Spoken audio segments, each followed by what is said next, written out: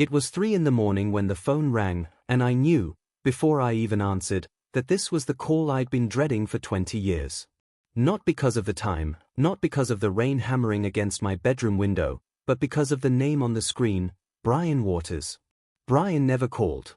Brian sent postcards, handwritten in shaky but deliberate cursive, always postmarked from places that had seen war, famine, or flood.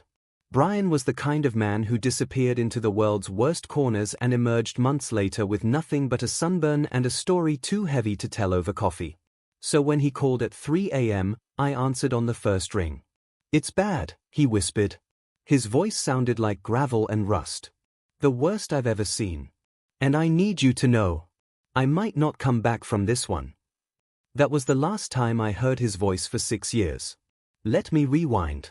My name is Sam Crawford, and I'm a forensic anthropologist by trade, which is a fancy way of saying I dig up bones and try to figure out who they used to belong to. Most of my work is clinical, centuries-old remains, cold cases gone colder, the quiet dead who no longer have anyone left to mourn them. But Brian Waters was my opposite. Brian was a humanitarian forensic investigator, a man who went into active disaster zones and mass graves to identify the recently murdered, the disappeared, the forgotten. We met in Kosovo in 1999, both of us kneeling in a muddy field that had once been an orchard, both of us trying to ignore the smell. He was 32 then, with wild brown hair and a grin that seemed impossible given where we stood. I was 41, divorced, and convinced I'd seen everything humanity could do to itself. Brian proved me wrong every single day. "You see this tooth?" he said once, holding up a molar in a gloved hand. We were in Darfur, 2004. The sun was a white-hot hammer. "This is from a grandmother. See the wear pattern? She chewed leather to soften it for her grandchildren. She died protecting them.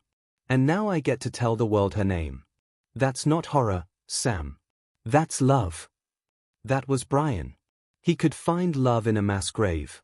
He could find hope in a child's jawbone. He was the most exhausting, infuriating, beautiful human being I'd ever met. And then he called me from a satellite phone in the winter of 2015, whispered about a case almost too gruesome to mention, and vanished. I spent the next 6 years doing what I always did: teaching, testifying in court, flying to the occasional exhumation. But I also spent those years checking obituaries, scanning Interpol notices, and drinking too much whiskey on the anniversaries of his disappearance. I told myself he was dead. It was easier that way. Because if Brian Waters was alive and hadn't called, that meant he was trapped in something worse than death. The call came on a Tuesday in April. No caller ID. A woman's voice, professional but trembling slightly. "Mr. Crawford? My name is Dr. Amira Hassan. I'm the Chief Medical Examiner for the International Commission on Missing Persons. I believe you knew Brian Waters." My heart stopped. Then it started again, too fast. "Is he?" "He's alive. But he's in a hospital in The Hague. And he's asking for you. He says you're the only one who can finish the case." I booked a flight within the hour. The hospital room was white and quiet, the kind of sterile that tries to comfort but only reminds you of how fragile bodies really are. Brian lay in the bed like a collapsed tent, all angles and shadows, his skin the color of old parchment. His left leg was gone below the knee. His right hand was wrapped in bandages that went up to his elbow. But his eyes, those impossible, infuriating, hopeful eyes, were still the same. "Sam," he said, and his voice was a broken whisper. "You came.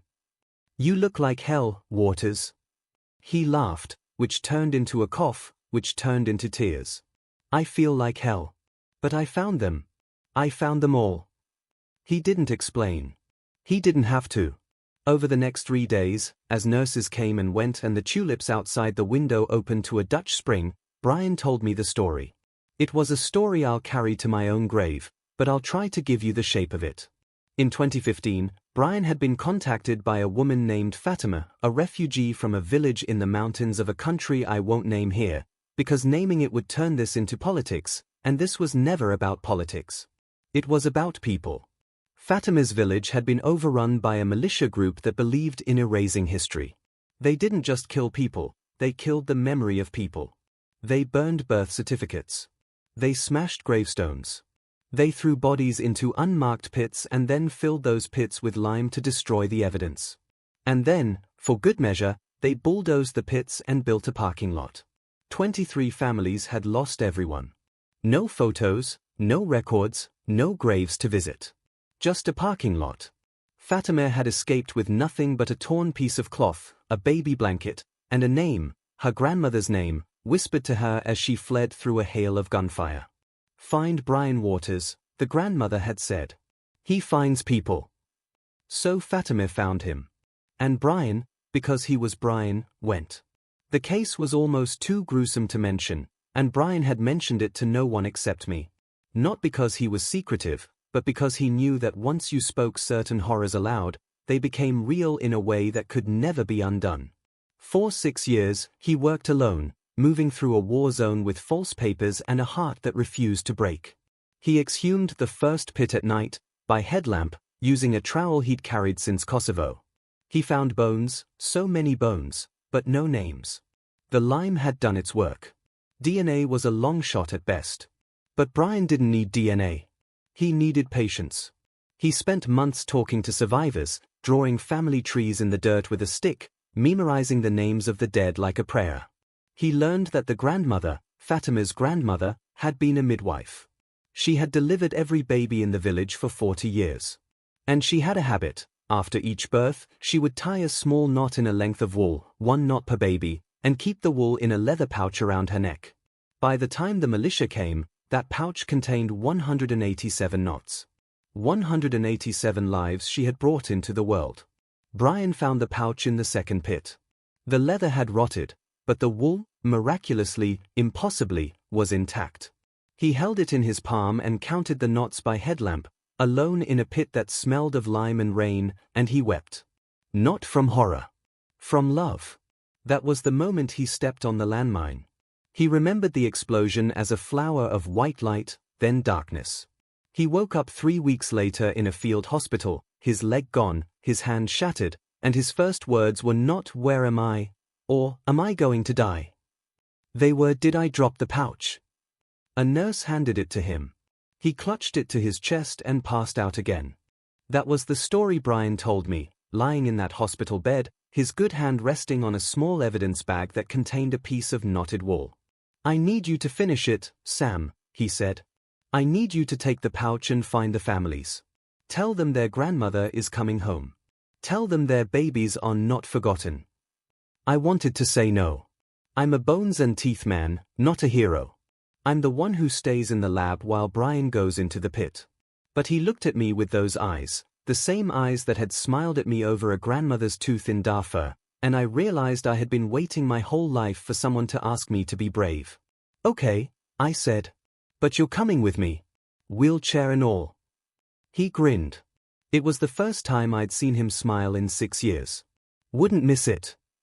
The unexpected turn came 3 weeks later, when we arrived in the refugee camp where Fatima and the other survivors had been living. It was a sprawling tent city on the edge of a desert, full of people who had lost everything but somehow still knew how to laugh. Fatima met us at the gate. She was 23 now, older than the teenager who had fled her village, but she had the same fierce eyes as her grandmother. She took one look at Brian in his wheelchair, one look at his missing leg, and she fell to her knees and kissed his bandaged hand. "You came back," she whispered. "You said you would." "I brought your grandmother," Brian said, and he handed her the evidence bag. Fatima held the knotted wool to her chest and made a sound that wasn't a sob or a laugh but something in between, the sound of a wound finally beginning to heal. Then she did something I didn't expect. She turned to me. "And who are you?" she asked. I opened my mouth to say I'm just the bones man, but Brian spoke first. "He's the one who taught me that love is evidence," he said. "Every bone tells a story of someone who was loved. Sam taught me that. He just doesn't know it." I stood there in the dust, surrounded by tents and children kicking a deflated soccer ball, and I felt something crack open in my chest. All those years in the lab, all those bones I'd catalogued and labeled and returned to families, I had told myself I was just doing a job. But Brian was right. Every femur, Every pelvis, every tiny fragment of a child's skull was a testament to someone who had been held, fed, worried over, missed. I hadn't been doing a job. I had been bearing witness to love. The emotional climax happened that evening, under a sky so full of stars it seemed to be straining against the darkness. Brian had been invited to a makeshift ceremony in the center of the camp, a gathering of the 23 families, plus dozens of others who had heard that the man who found the dead had returned. There was no music, no microphone, just a circle of people sitting on plastic chairs and overturned crates. Fatima stood in the center and held up the knotted wool. My grandmother, she said, her voice steady, delivered 187 babies. She never lost a single mother. She never turned away a woman in pain.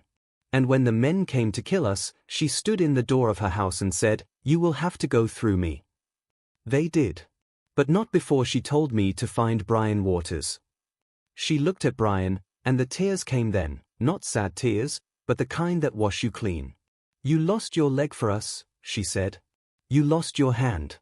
You lost 6 years of your life. And all you ask in return is that we remember.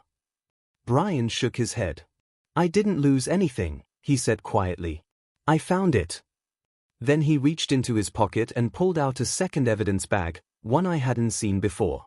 Inside was a single tooth. A molar. Worn smooth on one edge. I found this in the first pit, he said.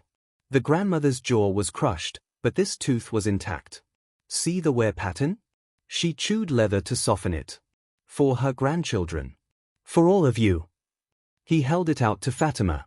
She took it with trembling hands. And then, one by one, the other families stepped forward.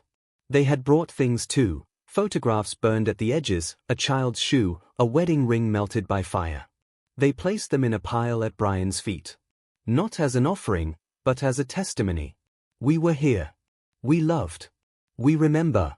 That was the moment I finally understood what Brian had been trying to teach me for 20 years. Horror is real. Evil is real. But love leaves evidence. Love leaves tooth marks on leather, knots in wool, names carved into trees that grow back after the fire. Love is the most durable thing on earth. It survives mass graves and landmines and the forgetting of nations. It survives even the cases almost too gruesome to mention. We stayed in the camp for 2 weeks. Brian taught the children how to draw family trees in the dirt. I helped a young dentist pull an abscessed tooth. Fatima organized a committee to build a memorial garden, using the knotted wool as its centerpiece. And every night, we sat around a fire and told stories about the dead, because that's how you bring them back, not by digging them up, but by refusing to let their names turn to dust. On our last night, Brian pulled me aside. The stars were so bright they seemed to be leaning down to listen. You're going to be okay, Sam, he said. I know, I said. And for the first time in 20 years, I meant it. He smiled. The next time someone calls you with a case too gruesome to mention, don't wait for me. Go. I laughed. I'm not you, Brian. No, he said. You're better. You're the one who stays. And staying, showing up, bearing witness, refusing to look away, that's the hardest thing of all. That's the real courage. I hugged him then, careful of his bandages, and I felt the shape of his bones through his shirt, ribs, vertebrae, the hard curve of his shoulder. Bones that had held up a man who refused to let the world be nothing but horror. Bones that had carried him into pits and out again, minus a leg, plus a purpose. I flew home the next day. Brian stayed behind to help Fatima break ground on the memorial garden. He sends me postcards now, same as before, shaky cursive, postmarks from places you've never heard of. The last one said, found another tooth today. Grandfather this time. Chewed tobacco. Loved to dance. Case closed.